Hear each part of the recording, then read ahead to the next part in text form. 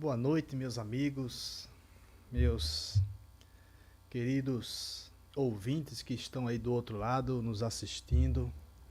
É sempre com muita alegria, muito prazer mesmo e satisfação de estar aqui falando para vocês, e ao mesmo tempo para mim mesmo sobre um tema que na atualidade, em todos os tempos, no decorrer da história da humanidade, inclusive para os gregos, foi bastante discutido, que é a virtude.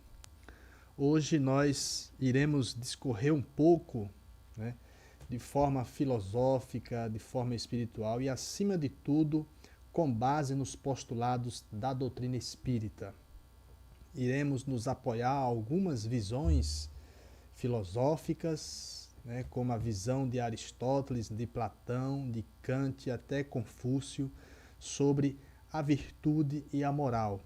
Então, pedimos desde já a Jesus e aos nossos anjos de guarda que nos envolva, dando-nos sabedoria, inspiração, para poder passar a mensagem da melhor forma possível, tocando o coração os corações de todas as pessoas, inclusive o meu, né? Então, desde já eu peço a vocês que estão assistindo que compartilhem esse vídeo, e ao mesmo tempo indique para que outras pessoas o assistam, né? Porque é uma forma de nós estarmos divulgando a doutrina espírita e, em particular, e de forma associada ao Evangelho de Jesus. Porque é possível que algumas pessoas estejam, né, nesse momento, não nos assistindo e que estejam precisando ou necessitando de ouvir uma palavra amiga, uma palavra de esclarecimento, um consolo. Então a gente pede às pessoas que cliquem lá, ative aquele sininho, que é importante, porque a partir de alguns dias nós já estamos veiculando neste canal uma série de vídeos e alguns quadros. Tem o quadro aqui de Jutaí Costa, né, que é o nosso presidente da UERP, que é um quadro que ele faz dialogando com a doutrina espírita. Então, um quadro bastante interessante que vale a pena conferir. Ele pega alguns conceitos e vai ali aprofundando esses conceitos com base na própria doutrina espírita. E nós temos nos dias de quarta, de quinta, quartas, sábado e domingo. São as palestras fixas que ocorrerão sempre às 19 horas. E não esqueça, clique lá no sininho, dê um joinha, né, e se inscreva no canal, indique, porque é algo bom. A gente vê tantas coisas sendo propagadas, coisas sem muita relevância moral, né, e que ganham uma certa divulgação por parte da própria sociedade, e nós estamos aqui no intuito de divulgar um conteúdo bom. Então, pedimos desde já que Jesus nos abençoe. Então, a virtude. O que seria a virtude? Nós poderíamos pegar, né, o princípio de quando a virtude nasce em nós, como também poderíamos pegar o princípio de que a virtude se instala em nós. Obviamente que a virtude é algo que nós podemos ver e podemos aprender, será? Será que podemos aprender virtudes? Ou podemos adquirir virtudes no limiar das nossas caminhadas? Será que existe uma fórmula mágica que diz as virtudes são conquistadas a partir disso aqui? Será que é dessa forma? Se fosse assim, todos nós seríamos espíritos superiores, né? Mas não é muito fácil, mas, por outro lado, o caminho é um caminho árduo para se conquistar as virtudes, porque quando nós conquistamos as virtudes, nós nos libertamos de muitos atavismos, atavismos religiosos, atavismos culturais, atavismos primitivos da própria natureza humana. Então, porque a virtude é algo puro, consequentemente, né, que nós iremos observar que alguns filósofos tentaram dar alguns significados de forma divergente, né, divergentes um dos outros. Porém, todas essas definições, elas vão se assomando, né? Se assomando e, com certeza, trazendo um sentido maior ao significado, o significado mais extenso da virtude. Então, Jesus falou sobre a virtude. Quando a mulher hemorreíça o toca, Jesus para no meio da multidão e pergunta aos discípulos, em especial a Pedro, alguém me tocou. E perguntando a Pedro quem o teria tocado, e Pedro disse, Senhor, não consigo identificar quem o tocou, porque há uma multidão muito grande, há um número muito grande de pessoas. Mas eu senti que alguém me tocou e senti ainda mais, senti que virtudes saíram de mim. Então, Jesus estava percebendo que naquele momento uma mulher tinha talvez arremessado sobre ele, dirigido sobre ele, virtudes também, porque algo acontecia de forma intencional, com um sentido único, que seria obter a cura, e ela obteve, e com um sentido maior ainda, um sentido de pureza. Por isso que Jesus sentiu que virtudes tinham saído dele. Então, esse é um fato que acontece dentro dos postulados bíblicos, que está lá na narrativa, né? Que vale a pena a gente observar com mais cuidado e prestar um pouco de atenção que as virtudes, elas só são introjetadas no nosso espírito e não no nosso corpo quando nós nos prontificamos a fazer um trabalho vertical. Qual seria esse trabalho vertical? A busca de Deus, porque na medida que nós realizamos esse trabalho vertical, nós nos aproximamos de Deus. E nos aproximando de Deus, nós estaremos nos desvencilhando ou distanciando dos vícios, porque os vícios é tudo que nos leva à decadência. Tanto a decadência do próprio espírito, porque ele nos distancia de Deus, como alguns vícios destroem até o nosso próprio corpo. Então, nós lembramos aqui de um grande escritor e de um grande filósofo russo, que é Dostoiévski. E Dostoiévski nos traz uma reflexão bastante interessante sobre Jesus. Para a gente poder mirar em Jesus o modelo de virtude perfeita, o modelo de ser humano que esteve aqui na Terra e que exerceu todo o seu postulado, executou a sua missão de forma muito clara, de forma muito pura, por sinal, que Jesus se torna para nós como o modelo perfeito, o homem perfeito ou o homem integral que nós devemos mirar para trilhar os nossos caminhos. Então, Dostoiévski vai dizer, se alguém me provar que Cristo está fora da verdade e que, na realidade, a verdade está fora de Cristo, então eu preferiria ficar com Cristo a ficar com a verdade. Olha que coisa maravilhosa que Dostoiévski nos traz. Ele está dizendo, está confundindo, está colocando Jesus, né, acima da própria verdade. Obviamente que é um termo poético que ele está usando para para classificar Jesus como um homem puro, um homem de grande pureza que atingiu a classe mais pura dos homens virtuosos, que nós já conhecemos no decorrer da nossa história. Então, observe que Dostoiévski ele traz Jesus, se a verdade estiver fora de Cristo, eu prefiro seguir Cristo. Ou seja, Jesus, obviamente, está em total consonância com a verdade. E a verdade, alguns filósofos discutiram bastante sobre ela, porque acreditava-se que com a verdade atingiria outras virtudes, chegaria ao conceito mais puro e mais correto das coisas, até atingir a perfeição. E Jesus diz que conhecereis a verdade e a verdade vos libertará.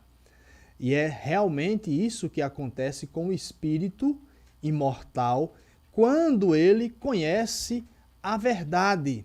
Porque a partir do momento que ele conhece a verdade, ele não se prende mais às fantasias, não se prende mais aos vícios, não se prende mais às práticas frívolas, porque como ele conhecendo a verdade, ele não tem mais sentido permanecer no mundo de ilusões. Então, a verdade é essa virtude que norteia as pessoas, que norteia o ser humano.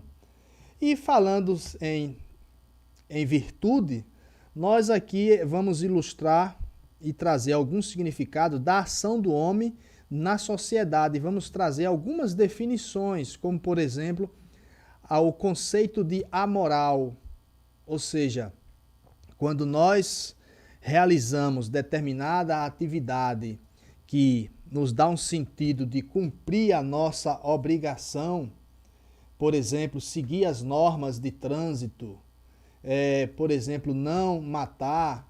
Então, seguir, vamos dizer assim, as leis da nossa Constituição, ou as leis do nosso município, as leis das nossas escolas, então, do nosso ambiente de trabalho. Então, tudo é regido por uma lei, né? Ou por leis. Isso nós, às vezes, nos julgamos que somos pessoas moralmente retas por fazer as coisas corretas, mas até então, ainda aí não é a moral propriamente dita, porque a moral, ela vai se estende um pouquinho mais. Talvez quem prestou um pouco mais de atenção deu para perceber que a moral ela é algo como se fosse transcendental ou talvez místico, mas de um ponto de vista muito prático também. E existe a outra ação humana que é a ação imoral, que é o contrário da moral. A ação imoral do homem é aquilo que vai de encontro com todas as leis que existem dentro da sociedade ou das sociedades.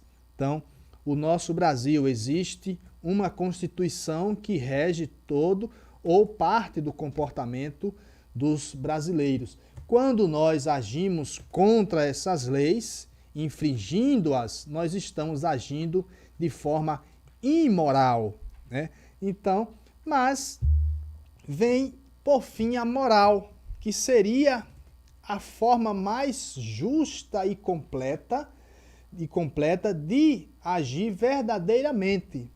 Porque a moral seria o quê? O agir de forma desinteressada. De forma quando eu não coloco nenhum obstáculo para executar a minha ação ou realizar a minha atividade em prol de quem quer que seja. Isso seria moral. Por exemplo, quando eu ajudo alguém e se lá na frente essa pessoa que eu ajudei, daqui a 10, 20 anos, talvez, não sei, e ela cobre, né, ou ela não reconheça o bem que eu fiz para ela. Isso aí é um direito dela, na verdade, né? Porque a pessoa tem a liberdade de de nos agradecer ou não nos agradecer. Agora vem a outra parte, para saber se nós verdadeiramente cometemos ou realizamos essa atividade de forma moral. Como é que nós sabemos? Por uma análise muito simples. Se a partir do momento que a pessoa não teve o reconhecimento das nossas ações ou da nossa suposta bondade ou caridade ou solidariedade, se nós nos magoamos, ficou evidente que não foi uma ação moral. Ou seja, porque a moral seria aquela ação tipo a ação de Jesus, totalmente desinteressada. Jesus, como governador da Terra, né, do nosso planeta, conhecedor das leis mutáveis e imutáveis, com certeza ele sabia que iria ser traído, ele sabia que iria ser apedrejado, ele sabia que muitas pessoas o acusaria de falso profeta e, por fim, ele sabia até que iria ser morto, assassinado na cruz. Então, mas mesmo assim, Jesus vem ao planeta Terra sabendo de tudo isso. Ou seja, dá para a gente perceber que essa ação de Jesus foi totalmente uma ação desinteressada, porque sabia dos riscos que poderia ocorrer na sua trajetória aqui na Terra. Então, portanto, foi uma ação moral de Jesus, totalmente desprovida de qualquer tipo de interesse para ele próprio ou para alguém. Pelo contrário, Jesus esqueceu-se de si mesmo para ajudar o outro. Isso é a sublimação da moral, quando eu esqueço o meu próprio bem e miro o bem, né, do outro, ou seja, eu quero o bem do outro primeiro do que o meu. Claro, evidentemente que é uma questão de reciprocidade. Na medida que eu ajudo outras pessoas, faço o bem a outras pessoas, eu estou fazendo o bem a mim mesmo, porque existe uma lei que é a lei de retorno, ou a lei de causa e efeito, para alguns, karma, né? Mas para a doutrina espírita, lei de causa e efeito, lei de ação-reação. Ou seja, tudo que eu faço para outrem, ela retorna para mim. Se eu faço o bem retorna para mim. Se eu faço o mal também retorna para mim. Então, veja só que é uma ação bastante lógica e racional, mesmo sendo para alguns uma questão mística, mas o filósofo Kant vai tratar muito bem sobre isso, colocando a moral, o dever, associado a uma ação moral, né? Mas nós vamos falar um pouquinho disso mais tarde, né? Ou seja, para Confúcio, moral seria o quê? Seria estudar, evoluir e crescer. Então, veja só que estamos falando de um filósofo oriental que nasceu na China, na época chamada época das primaveras, né? Então, Confúcio tinha essa visão já naquela época, 500 anos antes de Cristo, de que era preciso que, se uma sociedade quisesse evoluir moralmente, ou seja, praticar a moral, ela deveria ser educada desde tenra idade, desde berço. Então, essa é a visão de Confúcio. Então, ele está trazendo aqui uma visão, quase que uma visão aristotélica, que a visão de Aristóteles vai dizer que a moral pode ser aprendida, né? Ou seja, exercitada. E nós corroboramos com essa ideia que vai completar um pouco mais a ideia de Platão. Só que nesse caso aqui, Aristóteles não tem a ideia da sobrevivência da alma, ou seja, da pré-existência da alma antes do corpo. Aristóteles tem a ideia de que o ser humano nasce, quando ele nasce e vai aprendendo as virtudes através de um exercício constante. E isso é verdade, sim. O espírito imortal, ele para atingir um grau de evolução superior, ele precisa, no limiar das reencarnações, das idas e voltas no plano carnal, aprender novas coisas. Dentre essas novas coisas estão aí as virtudes, que são o que? A coragem, a complacência, a humildade, o amor. Então, tudo isso faz parte de um arcabouço da virtude em si. Às vezes nós vamos conquistando uma e outras nós vamos deixando para depois, porque nem sempre conseguimos desenvolver todas as virtudes em uma só encarnação, né? Então, essa é a visão de Aristóteles. Platão, que foi o mentor, né, o mestre de Aristóteles, vai trazer uma visão que se aproxima um pouco mais da visão do Espiritismo, ou seja, da doutrina espírita. A visão de Platão é exatamente de que o ser humano nasce, as virtudes, ele acreditava que o ser humano já nasce com essas virtudes. Então, de fato, o ser humano nasce com algumas virtudes. Porém, algumas outras, elas são exercitadas para ser desenvolvidas. Porque o ser humano não pode nascer com todas as virtudes, né? Ou seja, só Jesus que nasceu com todas as virtudes por ser um espírito de alta envergadura, um espírito puro. Então, tanto é que Jesus se coloca para nós como o tipo perfeito, a imagem e semelhança de fato de Deus aqui na Terra. Foi o ser humano que Deus, a divindade, colocou para nós como modelo e guia, como um espírito que está mais próximo de Deus. Portanto, Jesus seria e é o tipo mais perfeito de virtude, de homem virtuoso a ser seguido. E tem algumas pessoas que dizem que isso vem mais da questão mais materialista, né? Nenhuma criança nasce com princípios morais. Seria isto uma verdade? Isso aí seria a visão aristotélica. Platão não. Platão admite, esqueci até de falar isso, Platão admite a pré-existência do espírito. Admitindo a pré-existência do espírito, ele acreditava em uma espécie de retorno à carne, né? Retorno ao corpo para viver novas experiências. Para Platão, ele acreditava que o corpo seria uma espécie de prisão. Ele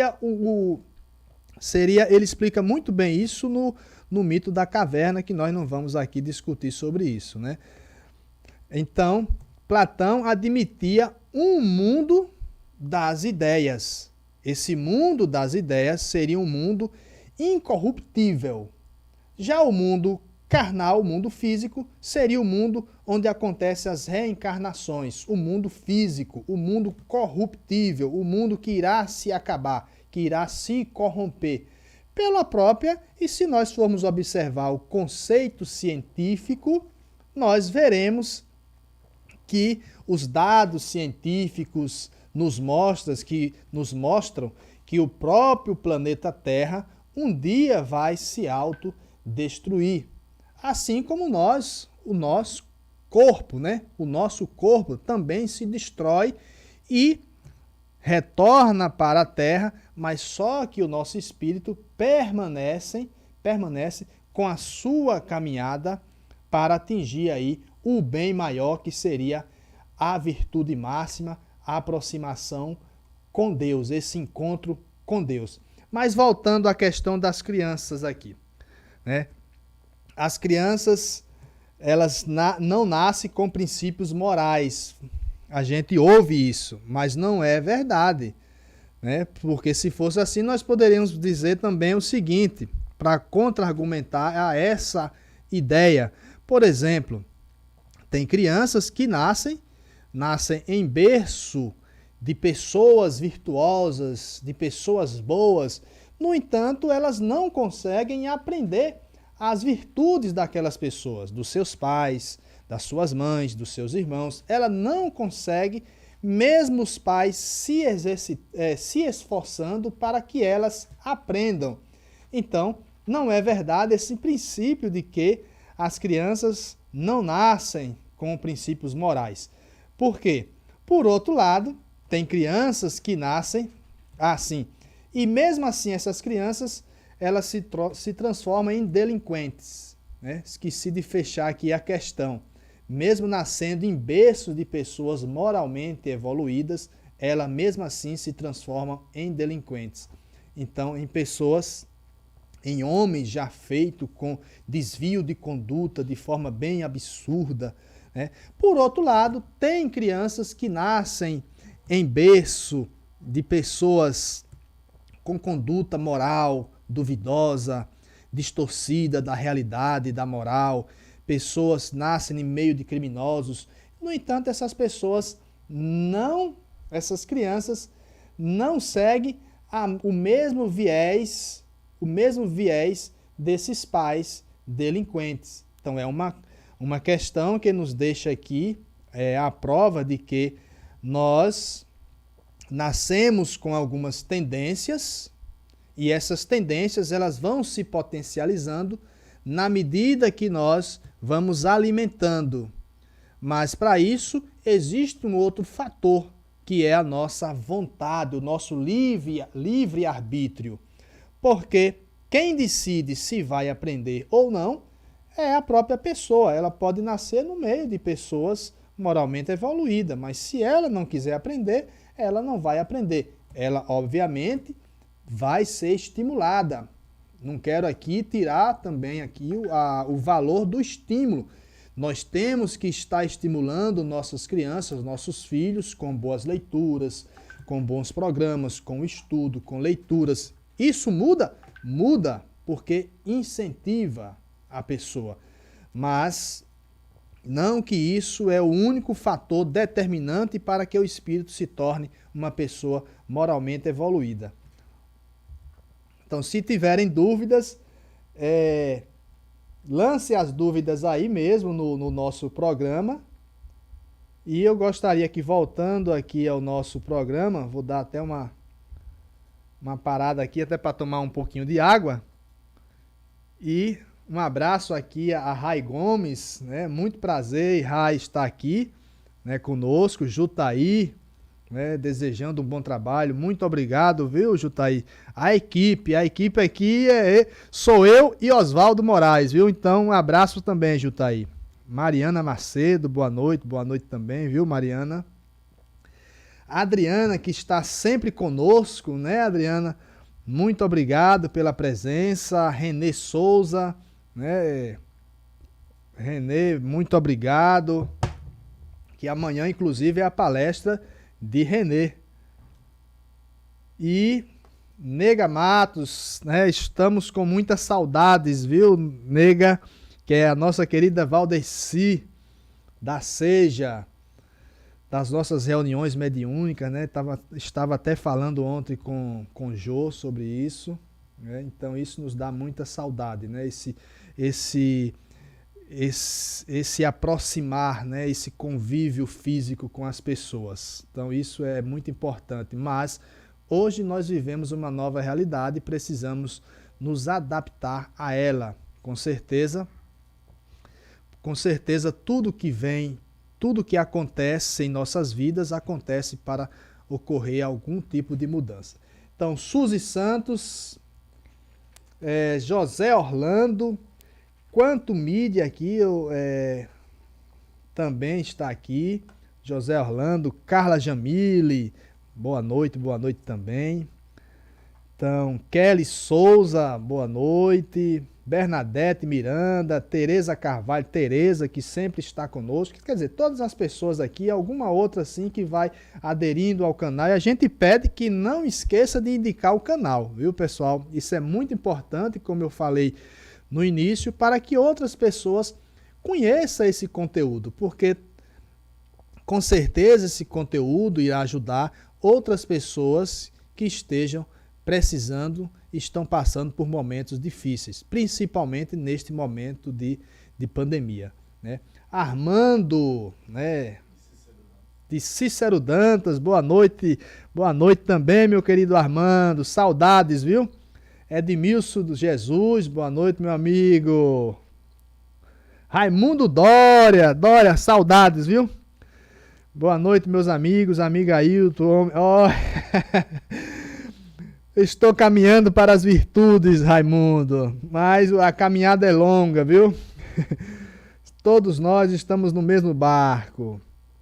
Então, aqui Armando está dizendo, muito bom lhe ouvir, abraços também, viu, de Cícero Dantas. Então, quanto aqui está participando? É Marcos, né? Marcos de Aracaju. O seu nome está mudado, Marcos. Não dá para identificar. Mas Joyce Aquino. Então, o nosso sincero abraço a todos. Rabisco, boa noite também. Priscila Barreto.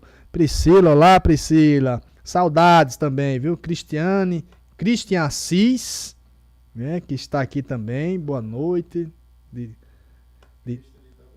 Christian de Itaberaba, né? Então, Sheila Fernandes, muito obrigado. Então tem muita gente aqui. Renata Sandoval. Ó, Renata Poeta, minha amigona. Sandoval, um abraço, viu, Sandoval? Um abraço de verdade no coração de vocês, viu? Então, Reni Gonçalves. E vamos falando aqui, mas deixa eu ler aqui. O Evangelho constitui um tratado dessas leis universais, mas traduzida em ensinamentos que envolve a sublimação da essência humana, objetivando a divindade ou a perfeição relativa. Perfeito, Marcos. Perfeito sua colocação aqui, viu? Perfeito mesmo. Então, dúvidas vão colocando aqui que nós vamos tentando aqui derrimir, né? Na medida do possível. Então, mas voltando aqui à nossa questão. Esse momento de interação é muito importante para que nós possamos, assim, interagir mais, né? E derrimir algumas dúvidas.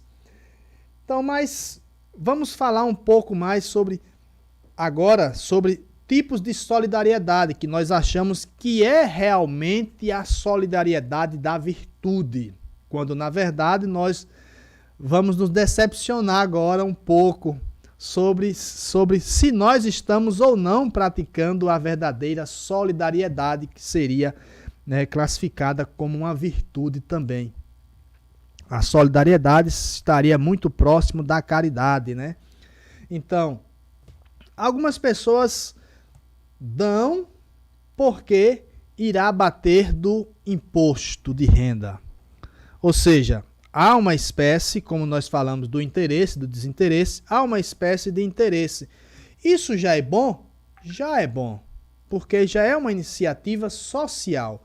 Porque ele sabe, ao mesmo tempo que está ajudando alguém, ele sabe e tem consciência, mas existe uma motivação para que ele faça isso, que é abater no imposto da sua empresa. Por esta razão, ele pratica a solidariedade, entre aspas, certo? Dou porque terei mais likes. Ou seja, nós estamos vendo muito, e aqui de hipótese alguma quero desestimular as pessoas que estão fazendo ou que estão tomando essas iniciativas, né? Porque já é um exercício, como diz Aristóteles, a moral, a virtude, ela se dá em forma de exercício. Então já é um começo, né? As pessoas praticarem dessa forma. Então, dou porque você é reconhecido. São as nossas vaidades, pessoal, viu? As nossas vaidades que nos levam até essas práticas, mas não deixa de ser um ato bom. Não o ato bom verdadeiramente, o ato da virtude em si, porque o ato da virtude em si seria com total desinteresse. Dou porque serei visto como um homem bom. Ou seja, até isso está sendo associado a algum tipo de interesse nele próprio. Veja que o interesse aqui, porque algumas pessoas poderiam perguntar, mas quando eu dou, não dou interessado em ver o bem do outro, seria um sistema agora filosófico, né? Mas, e é exatamente isso. Quando eu dou pensando no interesse meu próprio primeiro, motivado por um interesse que atinge a mim primeiro, isso seria apenas exercícios de se chegar a uma virtude plena. Mas quando eu dou com total desinteresse, isso seria a virtude. Lembram lá do início que Jesus fez tudo aquilo sabendo que iria ser assassinado, sabendo que teria aqueles pregos de 30 centímetros ou 25 centímetros atravessando as suas mãos, os seus pés, sabendo que passaria por todo aquele escárnio, né, a toda aquela humilhação. Jesus sabia disso.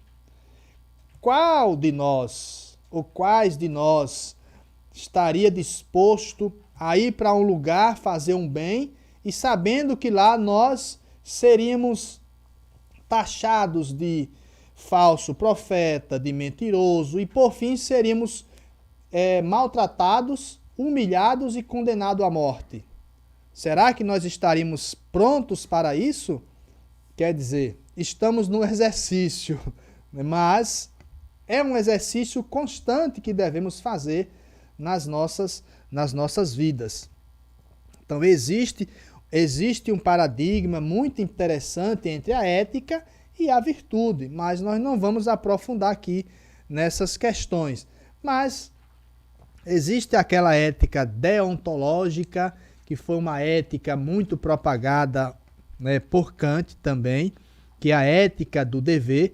Kant dizia que pelo fato de eu fazer ou agir por um dever, eu estou dando um valor moral.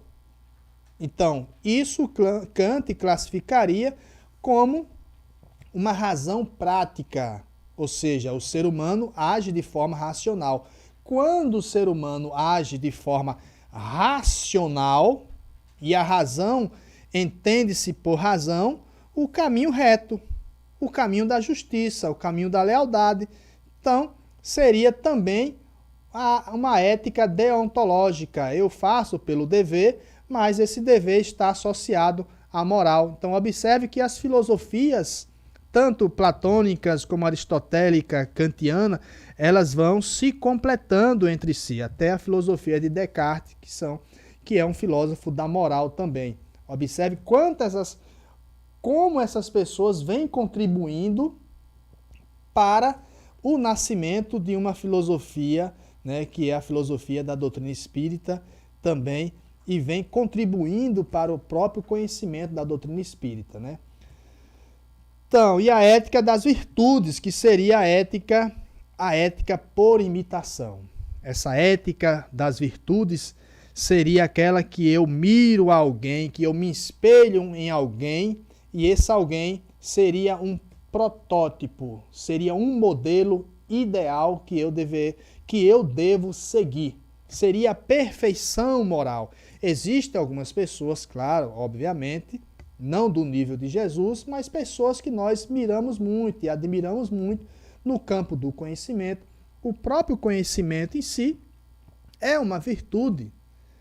É uma virtude. A coragem é uma virtude. Então, nós miramos essas pessoas também e as escolhemos como pessoas ideais para a nossa caminhada. Pessoas que nós devemos seguir e tê-las como modelo. Então, a ética das virtudes seria basicamente isso, né? A pessoa, quando eu miro uma pessoa ideal, capaz de me guiar no caminho da moral e das virtudes. Mas Kardec, o que diz Kardec sobre a virtude? A virtude, no mais alto grau, é o conjunto de todas as qualidades essenciais que constituem o homem de bem. Ponto. Para quem quer conhecer o homem de bem e quem quer saber esse bojo de qualidades, né, que Kardec está se referindo, esse conjunto de qualidades que confere ao homem de bem, precisa ir lá no Evangelho segundo o Espiritismo, no capítulo que fala sobre o homem de bem. E lá nós veremos que o homem de bem é esse tipo muito próximo de Jesus. O homem de bem não se ofende, o homem de bem sempre faz o bem, o homem de bem sempre está preocupado com o outro antes dele próprio, o homem de bem é justo, então o homem de bem nunca vê maldade, ele percebe o mal, mas nunca ele age de forma assim rasteira. O homem de bem sempre é sincero, então esse é o homem de bem. O homem de bem não se enraivece, não se ira. Então, o homem de bem, ele fica indignado, mas não se enraivece, então é diferente. Então, observe que Kardec está se referindo a esse conjunto de qualidades essenciais como fazendo parte do homem de bem. Ser bom, caritativo, laborioso, sóbrio, modesto, são qualidades de um homem virtuoso. Nós estamos nos exercitando para isso, para conseguir estas qualidades, porque eis aqui o objetivo do ser humano, espírito que neste momento está encarnado na Terra e desencarnado também, porque a melhoria, o avanço se dá tanto no plano espiritual como no plano material. Obviamente que no plano material nós ainda necessitamos dele para passar por nossas provas e também para apressar a nossa evolução. É aqui que se dá realmente a evolução do espírito e o vencer de todos os seus vícios. Então, quando eu posso, na verdade, recomendar uma pessoa para outra como sendo uma pessoa virtuosa, capaz de guiar um professor, um mestre. Observe que Jesus foi tão humilde que Jesus se colocou como mestre. Ele se coloca como mestre, mas ele não se coloca acima disso como algo superior. Em nenhum momento Jesus se coloca dessa forma. Ele diz, mas mestre eu sou. Né? Então veja só que Jesus comeu, bebeu entre os discípulos, Jesus se colocou de forma muito humilde, porque o homem virtuoso é um homem modesto. E naquele último momento de Jesus com os discípulos, que foi o comer e beber na Santa Ceia, conhecida biblicamente, Jesus convida a todos e Jesus vai e Jesus estava ali diante do seu traidor. Em nenhum momento Jesus recriminou Judas. Em nenhum momento Jesus recriminou Pedro, que iria traí-lo por 3 vezes, ia negá-lo por 3 vezes. Em nenhum momento Jesus foi contra esses homens, porque Jesus conhecia a fraqueza humana e sabia do potencial de cada um. Assim, nós devemos agir, mirar a esse modelo, porque é o modelo exato que nós devemos seguir. Porque nós devemos conhecer, saber que o outro é possível, né, passível de falha, que o outro ainda não conquistou as virtudes que nós queríamos que ele conquistasse e, portanto, ainda se demora no mal. Assim como nós também nos demoramos em alguns tipos de males. Então, é necessário que nós conheçamos a nós mesmos, lembrando do pensamento socrático, conhece-te a ti mesmo. Então, a virtude de Jesus seria essa virtude plena. Ele come e bebe de forma muito simples, não recrimina ninguém, se coloca entre os discípulos de forma bem caritativa, de forma muito humilde, se dispõe a atendê-los, a lavar os seus pés e dizendo uma frase que jamais jamais eu esquecerei que o maior dos homens, ou menor dos homens aqui na terra, seria ou será o maior dos homens nos céus. Ou seja, aquele que quer ascender aos céus precisa se rebaixar aqui na terra. Ou seja, Jesus está falando da virtude da humildade. Veja quanta coisa maravilhosa Jesus nos diz. Jesus nos diz, não com rodeios, mas de forma muito clara, nos dá o caminho exato para conquistarmos a verdadeira felicidade. É como se Jesus tivesse nos dizendo, olha, meus irmãos, o caminho para se atingir a felicidade é este aqui, o da humildade, o da paciência, o da bondade, o da caridade. Mas muitas vezes nós esquecemos de praticá-los. Mas lembremos de uma frase, né? Do contexto do Pai Nosso. Orai e vigiai. A todo tempo nós temos que estar nos vigiando.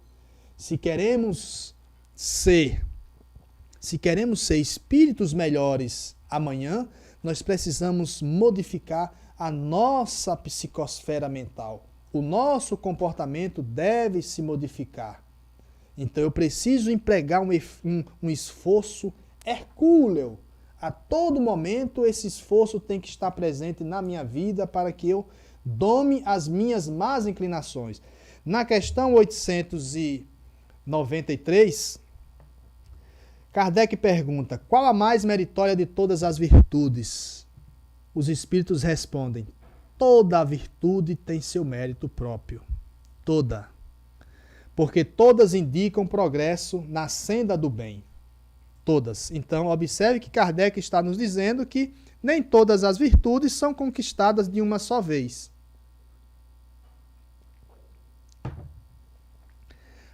Há virtude sempre que há resistência voluntária ao arrastamento dos maus pendores. Ou seja, há virtudes. Quando eu emprego uma força, uma vontade para dominar as minhas más inclinações, os espíritos estão dizendo que há uma virtude. A sublimidade da virtude, porém, está no sacrifício do interesse pessoal. Aquilo que nós falamos. Ou seja, quando eu me esforço, há virtude.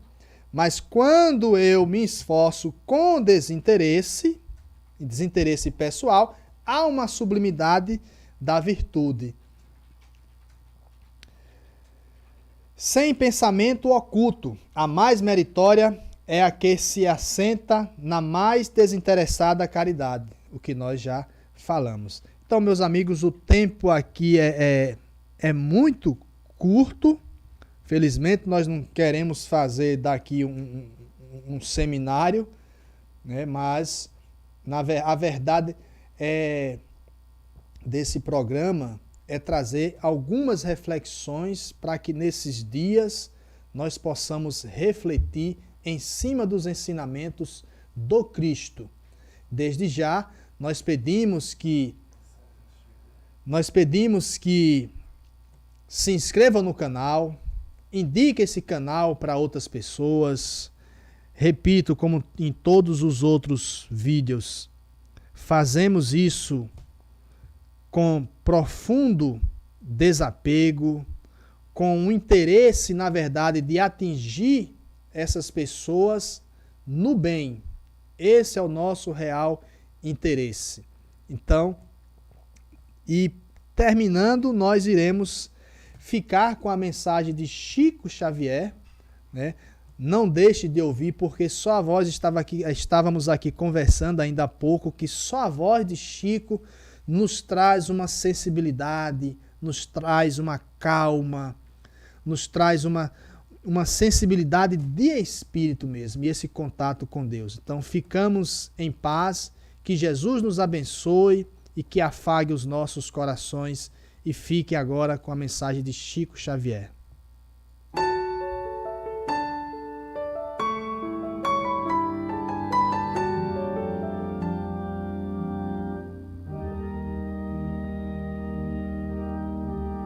Quanto puderes, não te afastes do lar, ainda mesmo quando o lar te pareça inquietante fornalha de fogo e de aflição. Quanto te seja possível, suporta a esposa incompreensiva e exigente, ainda mesmo quando surja aos teus olhos por empecilho a felicidade. Quanto estiver ao teu alcance, tolera o esposo áspero ou indiferente, ainda mesmo quando compareça ao teu lado por adversário de tuas melhores esperanças. Quanto puderes, não abandones o filho impermeável aos teus bons exemplos e aos teus sadios conselhos, ainda mesmo quando se te afigure acabado modelo de ingratidão. Quanto te seja possível, suporta o irmão que se fez cego e surdo aos teus mais elevados testemunhos no bem, ainda mesmo quando se destaque por inexcedível representante do egoísmo e da vaidade. Quanto estiver ao teu alcance, tolera o chefe atrabiliário, o colega leviano, o parente desagradável ou o amigo menos simpático, o subalterno menos feliz, ainda mesmo quando escarneçam de tuas melhores aspirações. Apaga a fogueira da impulsividade que nos impele aos atos impensados ou à queixa descabida e avancemos para diante, arrimados à tolerância, porque se hoje não conseguimos realizar a tarefa que o Senhor nos confiou, a ela tornaremos amanhã, com maiores dificuldades talvez, dentro da necessária recapitulação. Não vale a fuga que complica os problemas ao invés de simplificá-los. Aceitemos o combate em nós mesmos, reconhecendo que a disciplina antecede a espontaneidade. Não há purificação sem burilamento, como não há metal acrisolado sem cadinho esfogueante. A educação é obra de sacrifício no espaço e no tempo, e atendendo à sabedoria divina, que jamais nos situa uns à frente dos outros, sem finalidade de serviço e reajustamento para a vitória do amor, amemos nossas cruzes, por mais pesadas e espinhosas que sejam, nelas recebendo as nossas mais altas e mais sublimes lições.